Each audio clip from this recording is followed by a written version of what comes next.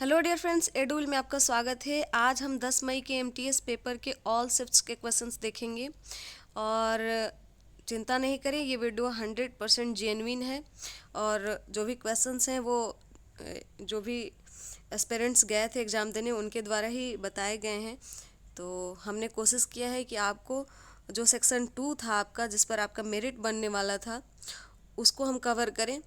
और क्योंकि बाकी जो सेक्शन 1 था वो सबने अच्छे से कवर किया है, मुझे पता है। मैथ और रीजनिंग वैसे भी वो क्वालिफाइंग था और इसमें भी आपको सबसे सेक्शन 2 में भी सबसे ज़्यादा डाउट आपको जीके के क्वेश्चंस में हो रहा होगा। तो अभी इस वीडियो में हम सिर्फ ज़्यादा जीके के क्वेश्चंस को डिस्कस करेंगे। फ्रेंड्स, ज़्यादा क्वेश्चंस और जल्दी करवाने के चक्कर में हमने आपको हैंड रिटन ही दिया है, क्योंकि टाइप नहीं हो पाए हैं, हमारी टीम रेडी नहीं थी। तो आइए देखते हैं। बाकी आपको क्वेश्चंस से मतलब होना चाहिए और आपको मैं बता रही हूँ ये 100% जेन्युइन है। देखिए, ये है संथाल जनजाति पूछा है कि संथाल जनजाति किस क्षेत्र में निवास करती है, किस भाग में, जैसे दक्षिण, पश्चिम, पूर्वी, इस तरह से पूछ दिया था। तो अगर आप जान जाएं कि संथाल जनजाति किस राज्य में निवास करती है तो इससे आप अनुमान लगा सकते हैं कि वो भारत के किस भाग में होगा। तो अगर आप सर्च करेंगे तो संथाल जनजाति जो है वो झारखंड के क्षेत्र में आपको मिलेगा। तो झारखंड जो है ये पूर्वी भाग में स्थित है, तो इस तरह से आप इसका आंसर पूर्वी भाग। नेक्स्ट है मौलिक अधिकार से पूछा था कि इससे आर्टिकल रिलेटेड क्वेश्चंस थे कि मौलिक अधिकार किस अनुच्छेद में है।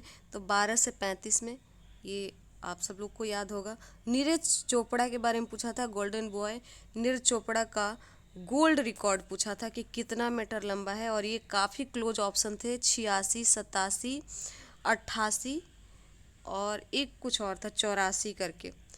तो ये आपका 87.58, और बहुत लोग कंफ्यूज हुए हैं इसमें। मीराबाई चानू का पूछा था कि किस खेल से संबंधित है, तो ये वेट लिफ्टिंग, भारोत्तोलन से संबंधित है। हाई हॉर्स का एडीएम पूछा था, हाई हॉर्स का मतलब क्या होता है, तो ये मैंने भी कहीं पढ़ा था बहुत पहले। ये इसका मतलब होता है जो बहुत ज़्यादा खुद में एटीट्यूड दिखाता हो, सुपीरियर क्वालिटी के, जिसकी सुपीरियर लेवल का, जिसका आप कह सकते हैं कि एटीट्यूड हो, घमंडी व्यक्ति आप कह सकते हैं। अगला है बैकफायर। बैकफायर का साइनो पूछा था, तो ये इसका मतलब होता है विपरीत परिणाम आना, और ये काफ़ी नया वर्ड था एसएससी के लिए, लेकिन इसने पूछ रखा है और बहुत लोग इसमें कंफ्यूज हुए होंगे। थ्रो द स्पोन्ज, इसका मतलब भी कुछ वैसे ही था जो इसका सेंटेंस दिया था, और सेंटेंस से काफ़ी क्लियर हो जा रहा था इसका जो ऑप्शंस था। तो क्योंकि उससे सेंस ये आ रहा था कि बार बार असफलता के बाद चुनौती को अस्वीकार करना या छोड़ देना, लेकिन फिर अंततः सफलता पा लेना, कुछ इस तरह से इसका सेंस था। आगे बढ़ते हैं तो चापचर कूट महोत्सव पूछा था, और ये पिछले एसएससी के एग्ज़ाम्स में ये महोत्सव काफ़ी इम्पोर्टेंट रहे हैं, और आर्ट एंड कल्चर के काफ़ी क्वेश्चंस पूछे जा रहे हैं डांस से या महोत्सव से। तो चापचर कूट महोत्सव मिजोरम का है। नाबार्ड का मुख्यालय पूछा था, पहला ही क्वेश्चन था नाबार्ड का मुख्यालय, ये सेकंड शिफ्ट में पूछा था।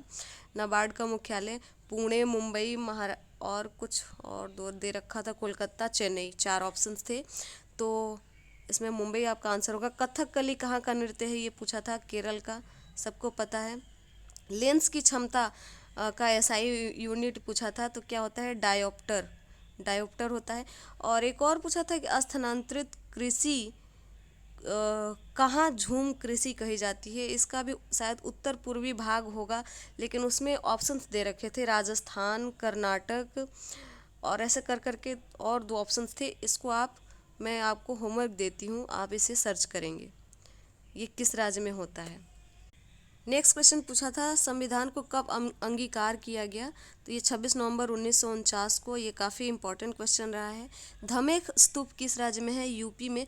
और एक और क्वेश्चन पूछा था स्तूप से रिलेटेड सेकेंड शिफ्ट में कि कौन सा बिल्डिंग जो है, 4 ऑप्शंस दिए थे कि इसमें से कौन सा बिल्डिंग जो है बौद्ध से संबंधित है, तो स्तूप, बौद्धों में स्तूप ही होता है।